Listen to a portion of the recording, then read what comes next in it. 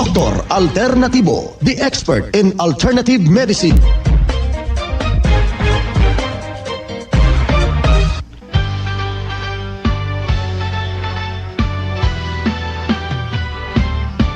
Sa panahon ngayon dumadami ang karamdaman, may mga sakit na di na maintindihan. Sabi nila baka daw engkanto lang yan, kaya kung saan-saan tayo nagpapagamot.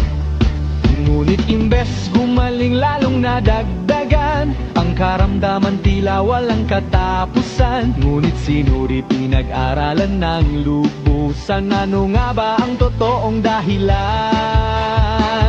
Dahil sa maling nakasanayan, katawan natin ang naapektuhan. Ngunit may sagot mula sa kalikasan, natuklasan ng mga inventor.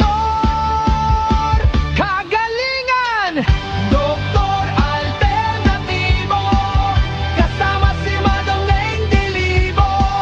Panggamot na natural, walang side effect na delikado. Dr. Alternativo, formulang sigurado, handog ng Diyos sa sambayanan. Sakit ay gagaling kaagad. Kung may karamdaman at nawawalan ng pag-asa, halos maubos na ang iyong pera't kabuhayan. Ngunit ang sakit ay di pa rin nawawala, may lunas yan, manalig ka lang talaga. Sa pananampalataya mo sa may kapal, gagaan ng iyong pakiramdam. Lahat ng sakit ay kayang pagalingin, basta't